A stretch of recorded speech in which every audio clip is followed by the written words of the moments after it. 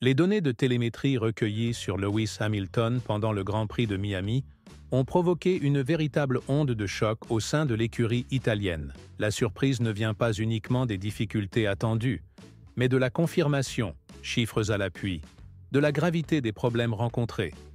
Il ne s'agit pas simplement d'un écart par rapport au leader. Ce qui se révèle, c'est un effondrement structurel profond. Une défaillance technique manifeste qui expose une crise plus vaste dans la conception de la voiture et dans la capacité de l'équipe à s'adapter et à réagir rapidement. Les graphiques et les mesures ne laissent aucun doute. Hamilton a piloté une voiture qui ne correspond pas au niveau d'un septuple champion du monde de Formule 1. À chaque sortie de virage, dans chaque zone de freinage, face à l'usure des pneus et à l'instabilité de l'arrière, la monoplace s'est montrée récalcitrante, comme un adversaire plutôt qu'un outil entre les mains du pilote. Et cela ne concerne pas seulement Hamilton.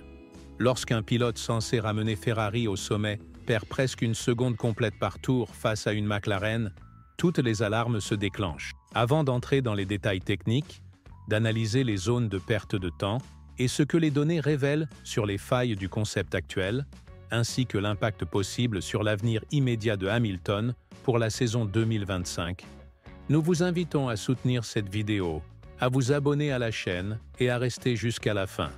Car il ne s'agit pas seulement de Miami. Il s'agit de la réputation d'une des plus grandes écuries de l'histoire, de l'héritage d'un des plus grands pilotes de tous les temps, et de la réalité brutale qui pourrait transformer une alliance historique en immense désillusion. Commençons par l'analyse de la performance. Le week-end du pilote britannique a été marqué par la frustration et la déception. La télémétrie a révélé un tableau inquiétant. La voiture conçue à Maranello montre de graves lacunes précisément dans les domaines qui, aujourd'hui, déterminent le succès en Formule 1 moderne. En qualification, Hamilton n'a pas atteint la dernière phase et s'est qualifié seulement à la 12e place, derrière les deux monoplaces de l'équipe Williams. En comparant ses chronos à ceux de Max Verstappen, on observe un écart d'environ une demi-seconde, dont 40% a été perdu dans le seul premier secteur.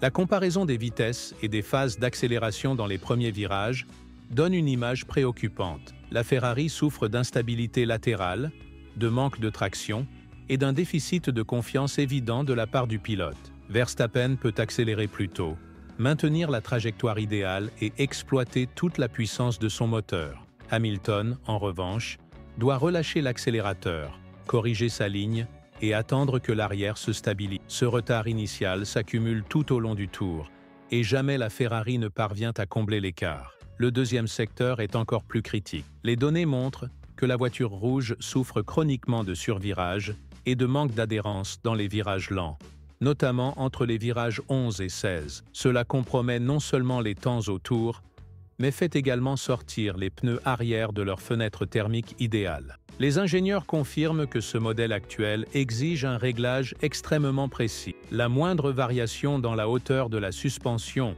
ou l'équilibre aérodynamique peut rendre la voiture instable et imprévisible, ce que Hamilton a ressenti de manière répétée, notamment lors des freinages appuyés et des sorties de virages serrés. L'aspect le plus alarmant de l'analyse est apparu en course.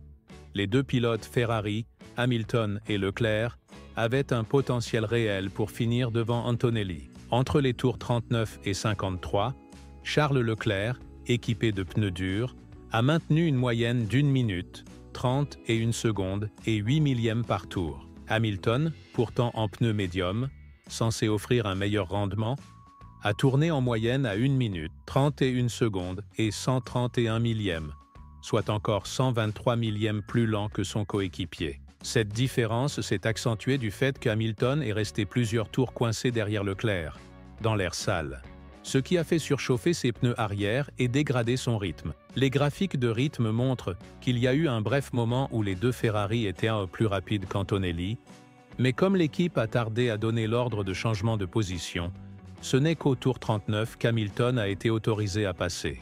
À ce moment-là, l'écart avec Antonelli atteignait presque 5 secondes, rendant toute attaque impossible. Pire encore, les données de constance de rythme indiquent que même les monoplaces des équipes Alpine et Williams ont montré des phases plus stables. Hamilton a connu de fortes fluctuations de rythme, tant dans son duel avec Esteban Ocon que plus tard face à Carlos Sainz. Ce qui a le plus surpris les ingénieurs, c'est la quantité de performances gaspillées. Après le changement de position, les deux pilotes Ferrari tournaient à des chronos très similaires, preuve que l'hésitation de l'équipe a annulé l'avantage que les pneus médiums auraient pu offrir. Le second changement de position, en faveur de Leclerc cette fois, est également arrivé trop tard pour avoir un réel impact sur le classement final. L'analyse finale de la télémétrie met en lumière l'écart flagrant entre Ferrari et les équipes de tête en rythme de course réel. Oscar Piastri, au volant d'une McLaren, a affiché une moyenne d'1 minute, 31 secondes et 111 millièmes, presque une seconde plus rapide qu'Hamilton.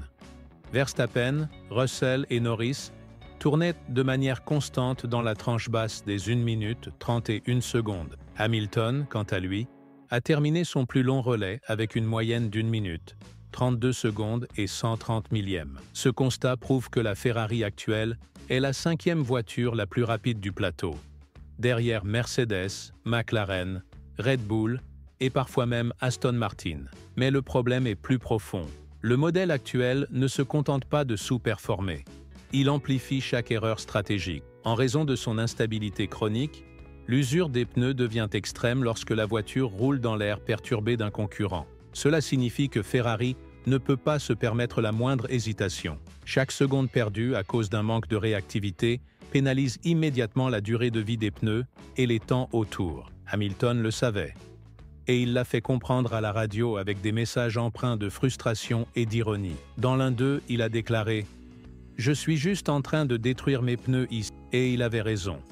Les données valident chacune de ces paroles. L'inaction de Ferrari a compromis non seulement la position en piste, mais aussi toute chance réaliste de se battre pour de meilleures places. À la fin de la course, Leclerc, avec ses pneus durs en meilleur état, était nettement plus rapide qu'Hamilton, qui luttait déjà avec des médiums très usés. Ce qui aurait pu être une remontée prometteuse s'est transformé en effondrement stratégique pour Ferrari. 2 changements de position, aucun gain net, et les 2 pilotes terminant derrière une Mercedes pourtant à leur portée.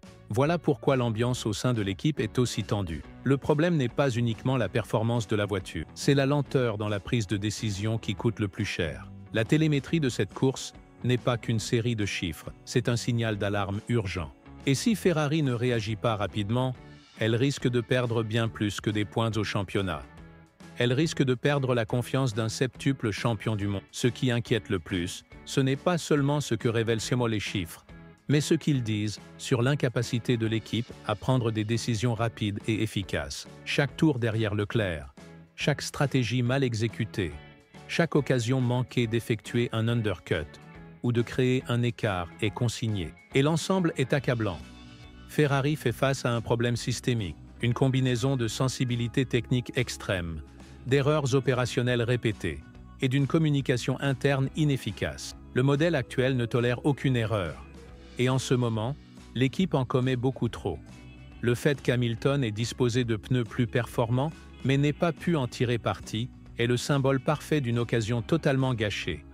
Et maintenant, la phase européenne de la saison approche. Des circuits comme Imola, Barcelone ou Silverstone exposeront chaque force et chaque faiblesse. Si l'équipe ne corrige pas rapidement ses lacunes opérationnelles, même les meilleures améliorations aérodynamiques ne suffiront pas à sauver la saison. Car à ce niveau de compétition, il ne suffit pas de construire la voiture la plus rapide. Il faut aussi savoir l'exploiter pleinement quand ça compte vraiment. Et vous, qu'en pensez-vous? Était-ce une erreur de stratégie, un problème de réglage ou le symptôme d'un mal plus profond au sein de Maranello? Dites-le nous dans les commentaires. Soutenez cette vidéo et abonnez-vous à la chaîne pour ne rien rater des prochaines analyses. Car si les données de Miami sont réellement le prélude à ce qui nous attend, alors Lewis Hamilton vient peut-être de mettre en lumière la faiblesse la plus critique de Ferrari. Et le monde entier observe pour voir comment l'équipe va réagir.